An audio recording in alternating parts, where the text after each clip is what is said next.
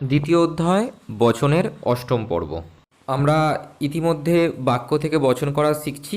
আজকেও আমরা একটি বিশেষ নিয়ম মানে বাক্য থেকে বচন করার বিশেষ নিয়ম নিয়ে আলোচনা করব। আমরা আগের ভিডিওতে দেখেছিলাম একমাত্র কেবল এই জাতীয় শব্দের সাথে নামমূলক অর্থ থাকলে তাকে এক্সেপটিভ প্রপোজিশন বা ব্যতিতিক বচনে বাক্য থেকে বচন করছিলাম। আজকেও আমরা একটি ভিন্ন ধরনের এক্সেপটিভ প্রপোজিশনের প্রকার দেখব। তোমরা ইতিমধ্যে স্ক্রিনে বোর্ডে দেখতে পাচ্ছ যে ছাড়া, ব্যতীত, বাদে এই জাতীয় শব্দের সাথে, পরিমাণসূচক শব্দের সাথে নির্দিষ্ট সদর্থক মানে হ্যাঁমূলক অর্থ থাকলে তাকে আমাদের এ বচন করতে হয়। আর আরেকটা নিয়ম আছে, আরেকটা পার্ট আছে যে ওই উক্ত শব্দগুলো, পরিমাণসূচক শব্দগুলো যেগুলো আমি একটু আগে বললাম, মানে ছাড়া, ব্যতীত, বাদে এই জাতীয় শব্দের সাথে যদি অনির্দিষ্ট সদর্থক অর্থ থাকে তাহলে আয় বচন করতে হয়। তাহলে এই নিয়মের ক্ষেত্রে কমন বিষয় হচ্ছে দুটো বাক্যই সদর্থক অর্থ থাকবে, মানে ছাড়া, ব্যতীত, বাদের সাথে সদর্থক হ্যাঁমূলক অর্থ থাকবে। কিন্তু এখানে পার্থক্য হচ্ছে এক এক জায়গায় নির্দিষ্ট থাকবে, নির্দিষ্ট সদর্থক থাকবে, আর এক জায়গায় অনির্দিষ্ট সদর্থক থাকবে। নির্দিষ্ট সদর্থক হলে এ বচন, কখন নির্দিষ্ট সদর্থক হবে, কখন একটা বাক্য নির্দিষ্ট বুঝবো কী করে? যখন কোনো কিছু মেনশান করে বলা হবে তখন সেটা নির্দিষ্ট বচন হবে। আর যেখানে কোনো কিছু মেনশান করে দেবে না, তোমরা বোর্ডে দেখতে পাচ্ছ উদাহরণগুলোতে, যেমন দেখো আকাশ ছাড়া সব ছাত্র কবি। এখানে দেখো আকাশ একটা নাম, এখানে মেনশান করে বলছে, তাই এটা এ বচনে লজিক করেছি, মানে বচন করেছি। দেখো সকল ছাত্র হয় কবি বন্ধনীতে আকাশ ছাড়া, মানে যে প্রশ্নতে বা বাক্যতে যেটুকু অংশ ছাড়ার মধ্যে থাকবে সেটুকুর কোনো লজিক হয় না, মানে বচন হয় না। বাকিটুকু অংশের আমাদের বাক্য থেকে বচন করতে হয়, এবং এ বচনে করার পর আমরা সেটাকে ওই ছাড়া অংশটি লাস্টে বন্ধনীর মধ্যে রাখি বা উদ্দেশ্যর পরও রাখতে পারি। অর্থাৎ আকাশ ছাড়া সব ছাত্র কবি এই বাক্য থেকে যখন বচন করব এলএফ এ, এখানে দেখো কি বলছে, কে ছাড়া? আমরা নির্দিষ্ট করে বলতে পারছি আকাশ ছাড়া, তাই এটি নির্দিষ্ট সদর্থক, তাই এখানে এ বচন হয়েছে। এ বাক্য থেকে এই বাক্যটিকে আমরা বচন করব কিভাবে? যে সকল ছাত্র বন্ধনীর মধ্যে আকাশ ছাড়া, মানে ছাত্রদের মধ্যে কে কে বাদে আকাশ ছাড়া হয় কবি। এই আকাশ ছাড়া অংশটা যেটা আন্ডারলাইন করা আছে, এটা আমরা উদ্দেশ্য পরেও লিখতে পারি, আবার একদম বিধেয়র পরে লাস্টেও আমরা লিখতে পারি। কেমন? আবার দেখো এই নিয়মটারই অপর একটা পার্ট দেখো, যেখানে কি বলা হচ্ছে, দেখো ছাড়া, ব্যতীত, বাদে এই সমস্ত পরিমাণসূচক শব্দের সাথে যদি অনির্দিষ্ট সদর্থক, অনির্দিষ্ট সদর্থক মানে হ্যাঁ বাচক বা হ্যাঁমূলক, আর অনির্দিষ্ট মানে যেখানে নির্দিষ্ট করে কিছু বলা থাকে না, মেনশন করা থাকে না। যেমন দেখো সেখানে এরকম থাকলে কি হয়, আয় বচন হয়। যেমন দেখো উদাহরণে কি দেওয়া আছে যে একজন ব্যতীত, ব্যতীত মানেই ছাড়া, একজন ব্যতীত সব ছাত্র কবি। এখানে আমি নির্দিষ্ট করে বলতে পারি যে একজন ওই ব্যক্তিটি কে, আমি কোনো নির্দিষ্ট করে কারো নাম আমি বলতে পারি না, বলতে পারছি না। যেমন ওপরের ক্ষেত্রে আমি আকাশের নাম নির্দিষ্ট করে বলতে পারছিলাম, আর এখানে আমি একজন ব্যতীত, সেই একজনটা যে কোনো ব্যক্তি হতে পারে, কারণ নাম আমি নির্দিষ্ট করে বলতে পারছি না, সেজন্য এটা অনির্দিষ্ট হ্যাঁমূলক বা সদর্থক বাক্য। এর যখন আমরা বচন করব তখন সেটাকে আমাদের আই বচনে করতে হবে। আই বচনে যখন করব, এলেপ দেখো একদম সহজ নিয়ম, এলেপ আই, কোনো কোনো ছাত্র হয় কবি।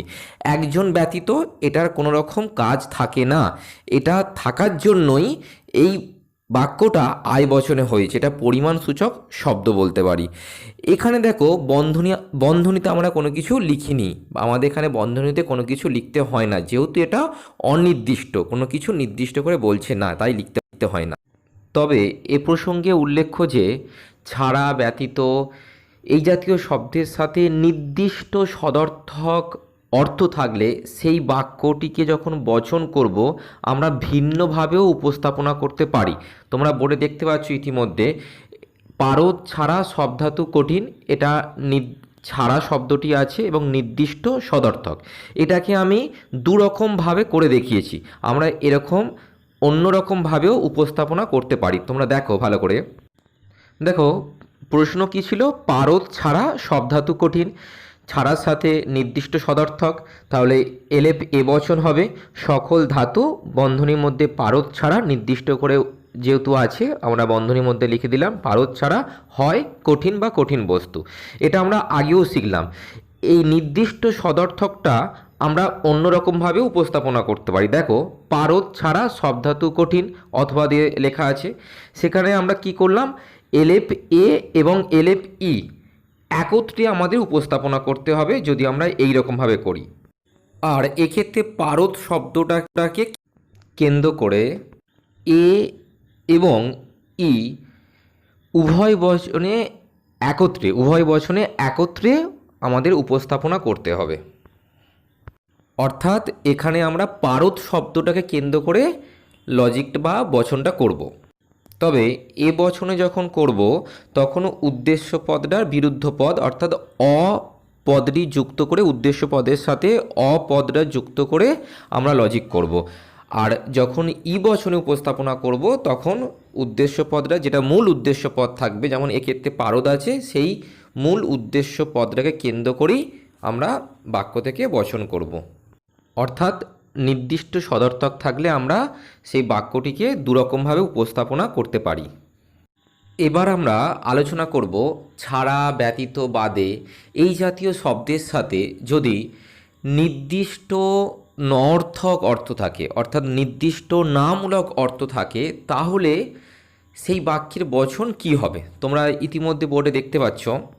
আমরা সবাই জেনে এসেছি ছাড়া, ব্যতীত এই জাতীয় শব্দ থাকলে সেটা এক্সেপটিভ প্রপোজিশন বা ব্যতীতিক বচন হয়। কিন্তু এক্ষেত্রে যেহেতু ছাড়া, ব্যতীত এই জাতীয় শব্দের সাথে নির্দিষ্ট নামূলক অর্থ আছে, তাই এটা এক্সেপটিভ প্রপোজিশন না হয়ে, দেখো বোর্ডে লেখা আছে, এটা এক্সক্লুসিভ প্রপোজিশন বা বর্জনমূলক বচনে পরিণত হয়ে গেছে।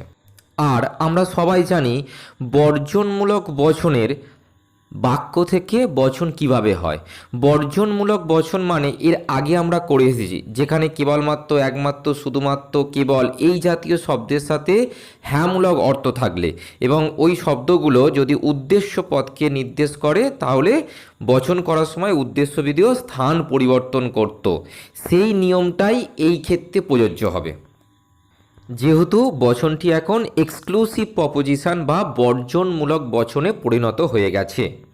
অর্থাৎ এক কথায় আমরা কি বুঝলাম? ছাড়া, ব্যতীত, বাদে এই জাতীয় পরিমাণসূচক শব্দের সাথে নির্দিষ্ট নামূলক অর্থ থাকলে সেটি এ বচন বলে গণ্য হবে এবং বচন করার সময় উদ্দেশ্য বিধেয় যথাক্রমে স্থান পরিবর্তন করবে। তোমরা বোর্ডে দেখো এখানে কি বলা হয়েছে প্রশ্নতে, মূর্খ ছাড়া কেউ বৃথা তর্ক করে না, মানে মূর্খ ছাড়া আর কেউ বৃথা তর্ক করে না, এটা বাক্য বা প্রশ্ন।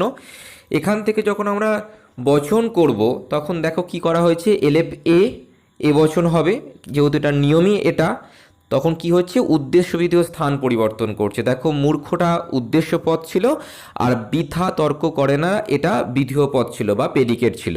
যখন বচন করছি, যখন উদ্দেশ্য বিধেয় স্থান পরিবর্তন করছে, দেখো বৃথা তর্ক করে না এই অংশটা আগে আসছে। সকল বৃথা তর্ককারী ব্যক্তি হয় মূর্খ, মূর্খটা উদ্দেশ্য পদ ছিল কিন্তু বচনে গিয়ে বিধেয় স্থানে বসেছে, অর্থাৎ উদ্দেশ্য বিধেয় স্থান পরিবর্তন করলো। এবার তোমাদের বলি, মূর্খ ছাড়া আর কেউ বৃথা তর্ক করে না, এটি কেন বর্জনমূলক বাক্য হলো? অর্থাৎ এটিকে যে আমরা এক্সক্লুসিভ প্রপোজিশন বলছি তার কারণটা কি? তোমরা ভালো করে লক্ষ্য করে দেখো, আমি এখানে স্টেপ বাই স্টেপ তোমাদের দেখিয়েছি। দেখো এখানে প্রশ্নতে অর্থাৎ বাক্যতে কি ছিল, মূর্খ ছাড়া আর কেউ বৃথা তর্ক করে না। এই প্রশ্নর এগেনস্টে মনে মনে চিন্তা করো, তাহলে কারা বৃথা তর্ক করে? কি উত্তর পাবে? কেবলমাত্র মূর্খরা বৃথা তর্ক করে।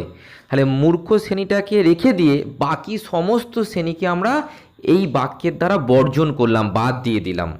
তাহলে কি হলো, মূর্খ ছাড়া আর কেউ বৃথা তর্ক করে না। এই প্রশ্নটার সম্পর্কে কি চিন্তা করলাম যে তাহলে কারা বৃথা বৃথা চিন্তা করে? উত্তরে পাবো কেবলমাত্র মূর্খরা বৃথা তর্ক করে। তাহলে এখন আমাদের কাছে প্রশ্নটা কীরূপ হয়ে গেল? কেবলমাত্র মূর্খরা বৃথা তর্ক করে। দেখো সেকেন্ড সেন্টেন্স, এটার এগেনস্টে আমরা যদি বচন করি তাহলে কি হবে? সকল বৃথা তর্ককারী ব্যক্তি হয় মূর্খ, এ বচন হবে আর উদ্দেশ্যবিধেয় স্থান পরিবর্তন করবে। এবার আমরা দেখব ব্যতীত, ছাড়া, বাদে এই জাতীয় শব্দের সাথে, পরিমাণসূচক শব্দের সাথে যদি অনির্দিষ্ট নঅর্থক মানে নামূলক অর্থ থাকে, সেটা যদি অনির্দিষ্ট হয় তাহলে কি বচন হবে? তোমরা অলরেডি স্ক্রিনে দেখতে পাচ্ছ, সেটা আমরা ও বচন করব, এটাই নিয়ম। ও বচনে করলে কেমনটা হবে দেখো, প্রশ্ন এখানে একটা প্রশ্ন দেওয়া আছে, একজন ছাড়া আর কেউ চালাক নয়। দেখো এখানে ছাড়ার সাথে নামূলক অর্থ আছে, তাহলে ও বচন হবে। উত্তরে কি হবে? বচন কি করব? কোনো কোনো ব্যক্তি নয় চালাক। কেমন? এইভাবেই আমাদের বাক্য থেকে বচন